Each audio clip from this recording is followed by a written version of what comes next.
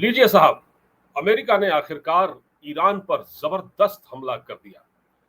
एक दिन पहले अमेरिका ने कहा था कि वो 15 दिन की मोहलत देता है ईरान को, लेकिन आज सुबह 4:30 बजे के आसपास अमेरिका के बम वर्षक विमानों ने ईरान के ऊपर जबरदस्त हमले किए और उनकी 3 न्यूक्लियर साइट्स को तबाह कर दिया। और यह जानकारी खुद अमेरिका के प्रेसिडेंट डोनाल्ड ट्रंप ने खुद दी है। जरा सुन लीजिए डोनाल्ड ट्रंप ने क्या कहा और फिर हम आगे बात करते हैं। ये जरा सुनिए ट्रंप क्या कह रहे हैं। U.S. military carried out massive precision strikes on the 3 key nuclear facilities in the Iranian regime: Fordow, Natanz, and Esfahan. Everybody heard those names for years as they built this horribly destructive enterprise. Our objective was the destruction of Iran's nuclear enrichment capacity and a stop to the nuclear threat posed by the world's #1 state sponsor of terror. इसकी पुष्टि Donald Trump ने कर दी। उनके साथ उपराष्ट्रपति JD Vance भी खड़े थे और ये स्वीकारोक्ति की कि हमने ईरान पर हमले किए और उनकी 3 साइट्स को, जो कि न्यूक्लियर साइट्स थी और तीनों बहुत डेंजरस थी, और हमने अपने लक्ष्य को प्राप्त कर लिया। हालांकि डोनाल्ड ट्रंप ने यह भी कहा कि अभी कुछ और ठिकाने हैं, 7-8 करीब ठिकाने और हैं जिस पर हमले अभी हमको करने हैं। और इस हमले के बाद उन्होंने इजराइल की भी तारीफ की, इजराइल के साहस की भी तारीफ की, और इजराइल के प्रधानमंत्री नेतन्याहू ने डोनाल्ड ट्रंप को इसके लिए बधाई दी और उनका शुक्रिया अदा किया। तो ये 3 जो परमाणु ठिकाने हैं, इनके नाम है फोर्डो, नतांज और इस्फहान। इसमें सबसे जो खतरनाक जो ठिकाना है, जिसका नाम है फोर्डो जिसका नाम है, वो सबसे खतरनाक संयंत्र बताया जा रहा है। ट्रंप ने ईरान पर हमले के 3 घंटे बाद देश को संबोधित किया, जैसा कि मैंने आपको दिखाया। उन्होंने कहा कि ईरान की अहम न्यूक्लियर साइट्स पूरी तरह से तबाह कर दी गई है। फोर्डो पर बमों की एक पूरी एक खेप गिरा दी गई है और उन्होंने ये धमकी दी है कि अब ईरान को शांति के रास्ते पर वापस लौट आना चाहिए। अगर उसने ऐसा नहीं किया तो उस पर और बड़े हमले किए जाएंगे। इसके बाद इजराइल के 14 ठिकानों को ईरान ने निशाना बनाया है। ईरान ने पलटवार किया है और ऐसा बताया जाता है कि 14 ठिकानों पर बैलिस्टिक मिसाइलों से हमले किए गए हैं। और टाइम्स ऑफ इजराइल के मुताबिक हाइफा और तेल अवीव के मिलिट्री और रिहायशी ठिकानों पर ईरान की मिसाइलें गिरी हैं। इजराइल में अब तक 16 लोगों के घायल होने की जानकारी मिली है। दोस्तों, ये लड़ाई अब बड़ी हो रही है और अभी इजराइल पीछे हटा और अमेरिका ने मोर्चा संभाला। और जबकि अमेरिका ने यह कहा था कि वो ईरान को मोहलत दे रहा है 15 दिन की, लेकिन पता नहीं फिर क्या हुआ। और अचानक, जैसे कल खबरें आई थी कि ईरान के जो लड़ाकू विमान है, अमेरिका के जो लड़ाकू विमान है, वो ईरान की ओर बढ़ रहे हैं और उन्होंने अपनी अपनी पोजीशन ले ली है। अब सवाल ये है कि क्या ईरान, जिस पैमाने पर अमेरिका ने ये हमले किए हैं, क्या ईरान इसका उसी लेवल पर जाकर मुकाबला कर पाएगा? तो मुझे लगता नहीं है, क्योंकि अमेरिका के पास आसपास जो देश हैं उसमें अमेरिका के करीब 70 एयरबेस हैं। 70 एयरबेस हैं उसके पास। जॉर्डन में भी एयरबेस है उसके पास, बहरीन में भी उसका जो एयरबेस है उसके पास, ताजिकिस्तान के पास भी उसका एयरबेस है, अफगानिस्तान में भी उसका एयरबेस है, पाकिस्तान के पास तो खैर है ही, पाकिस्तान 2 एयरबेस अपने दे चुका है। कुल मिला के 70 करीब एयरबेस है अमेरिका के पास और वो कहीं से भी उनके जो फाइटर प्लेन है वो उड़ान भरकर ईरान पर बमबारी कर सकते हैं। कोई 40,000 अमेरिकी सैनिक उस पूरे रीजन में अलग अलग पोजीशन पर तैनात है। हम लोग का मतलब, अब ये जो अमेरिका के प्रेसिडेंट है ट्रंप साहब, वो क्या कह रहे हैं कि हम लोग का मकसद ईरान को परमाणु बम बनाने से रोकना और दुनिया को परमाणु खतरे से बचाना है।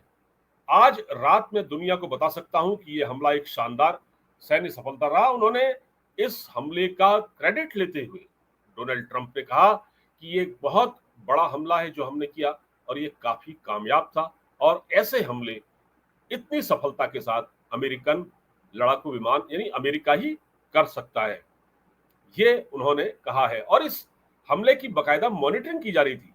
जिस वक्त ये हमला हुआ उस वक्त अमेरिकी प्रेसिडेंट डोनाल्ड ट्रंप, राष्ट्रपति डोनाल्ड ट्रंप और उनके वाइस प्रेसिडेंट जेडी वैंस और उनकी पूरी टीम इस हमले को मॉनिटर कर रही थी। एक खबर आई है कि ये जो लगातार परमाणु ठिकानों पर जो अटैक किए गए हैं, इसमें इसके बाद उस पूरे इलाके में रेडिएशन फैलता हुआ दिखाई दे रहा है और इसका एहसास लोगों को हुआ है। जो नतांज है, ये मैं बताता हूं आपको। नतांज जो कि इसकी एक साइट है जहां पर ये जो अटैक हुए हैं, ठीक है, नतांज जो साइट है यहां पर 9 परमाणु बम बनाने लायक यूरेनियम मौजूद था और इजरायली जो प्राइम मिनिस्टर है नेतन्याहू इसे ईरान का सबसे बड़ा परमाणु खतरा बता चुके थे। और इसके बाद क्या हो रहा है दोस्तों, ये जो हमला हुआ इसके बाद अमेरिका ने कहा कि अगर जरूरत पड़ी तो फिर हमले करेंगे हम, ईरान को शांति के रास्ते पर लौट आना चाहिए। पर क्या ईरान वापस लौटेगा, ये अपने आप में बड़ा सवाल है। अभी तो मैंने ये सुना है कि यमन छोटा सा देश, यमन ने भी अमेरिका को धमकी दे दी है। क्या अब इसराइल अब किस लेवल पर ईरान अमेरिका पर अटैक कर पाएगा, उसका जवाब दे पाएगा। देखिए, ईरान के पास वैसे तो इतनी ताकत नहीं है, लेकिन वो अपनी प्रॉक्सी के जरिए हिजबुल्लाह, हमास और हुथियों के जरिए अमेरिका को टारगेट कर सकता है। और ये बताया जाता है कि ईरान अब अमेरिकी नागरिकों को निशाना बनाएगा। हो सकता है कि जो अमेरिकी दूतावास पर है, अमेरिकी दूतावास जो ईरान में है, वहां भी हमले हो सकते हैं। तो अपने नागरिकों को अलर्ट रहने के लिए अमेरिका ने कह दिया है। अब दूसरी बात मैं आपको बताता हूं, थोड़ा सा पाकिस्तान का जिक्र कर लेते हैं, क्योंकि पाकिस्तान के army chief general Asim Munir ने व्हाइट हाउस में एक गुप्त मीटिंग की थी और लंच भी किया था ट्रंप के साथ। और उसमें सिर्फ यही था कि अगर हम ईरान पर हमला करेंगे तो आपको हमारा साथ देना पड़ेगा। अभी तक पाकिस्तान, जो कि खुद ईरान का साथ देने का दावा करता आया है, उसका समर्थन करता है, उसकी तरफ से अभी इस हमले के बारे में कोई स्टेटमेंट नहीं आया। क्या पता ये जो लड़ाकू विमान है जिन्होंने उड़ान भरी हो वो पाकिस्तान के ही किसी एयरबेस से भरी हो, क्योंकि हमने सुना था कि बलूचिस्तान के एयरबेस पाकिस्तान ने अमेरिका को दे दिए हैं।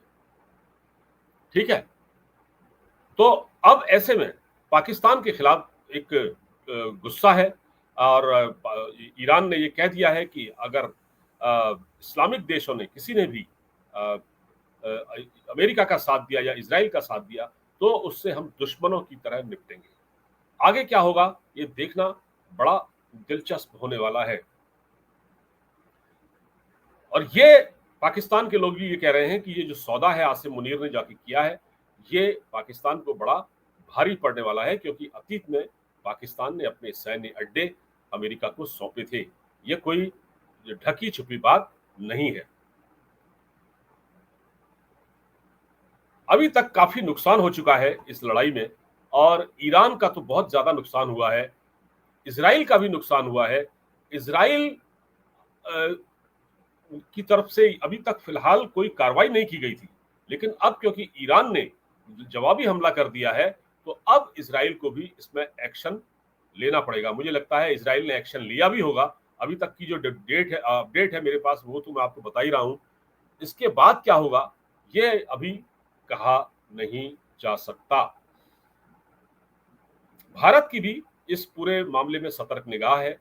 भारत सरकार इस ओर टकटकी लगाए हुए बैठी हुई है। और देखिए, सबसे बड़ी बात मैं आपको बताऊं कि पिछले दिनों रूस के प्रेसिडेंट व्लादिमीर पुतिन ने डोनाल्ड ट्रंप से फोन पर बात की थी। तो क्या अब सवाल ये उठ रहे हैं कि क्या रूस ईरान की उस तरह से मदद करेगा? क्या रूस इस युद्ध में कूदेगा? क्योंकि अमेरिका तो कूद गया, क्या रूस इस युद्ध में कूदेगा? चाइना भी अभी तक नहीं कूदा है। तो चाइना और रूस जो कि ईरान का साथ देने का दावा करते रहे हैं, लेकिन चीन अभी खामोश है, इसको देख रहा है, वेट एंड वॉच की स्थिति में है। और जो डोनाल्ड ट्रंप की बात हुई थी पुतिन के साथ, तो शायद डोनाल्ड ट्रंप ने पुतिन से ये कह दिया है कि देखिए, हम यूक्रेन और रशिया यानी आपके और यूक्रेन के बीच जो युद्ध है, उस पर हम चुप रहेंगे, हम पीछे हट रहे हैं, हम यूक्रेन को समर्थन नहीं देंगे, लेकिन आप भी इस लड़ाई में जो कि मिडिल ईस्ट में छिड़ी हुई है, आप भी ईरान का साथ न दें। शायद इसीलिए अभी तक रूस ने कोई बड़ा कदम नहीं उठाया है। वैसे एक बात जरूर है दोस्तों कि रूस और अमेरिका, रूस और चीन, अमेरिका नहीं, रूस और चीन इस लड़ाई से जितना दूर रहेंगे उतना अच्छा होगा, क्योंकि अगर रूस और चीन इस लड़ाई में इन्वॉल्व हो गए तो फिर खतरा बढ़ सकता है और विश्व युद्ध का खतरा भी बढ़ सकता है। जो लोग लगातार कह रहे हैं कि क्या वर्ल्ड वॉर होगी, होनी तो नहीं चाहिए, लेकिन आजकल के समय में कुछ नहीं कहा जा सकता जिस तरह की स्थितियां अभी चल रही हैं। और ये जो लड़ाई है, इसमें भारत के लिए भी बहुत बड़ी चुनौती है। भारत क्योंकि लड़ाई के पक्ष में नहीं है, वो दोनों पक्षों से बातचीत कर चुका है। और भारत की जो रणनीति है वो ये है कि भारत एक गुटनिरपेक्ष देश है और वो किसी तरह से लड़ाई में शामिल नहीं होता। अब ईरान ने भारत से कहा है कि आप हमारा साथ दीजिए, लेकिन भारत अभी इस बारे में कोई ज्यादा प्रतिक्रिया नहीं दे पाया है। अब देखना है, वेट एंड वॉच की स्थिति है, क्या होता है आगे, ये हम आपको बताते रहेंगे। फिलहाल बहुत बहुत धन्यवाद, और इस वीडियो को लाइक कीजिएगा, शेयर कीजिएगा और सब्सक्राइब कर दीजिएगा। नमस्कार।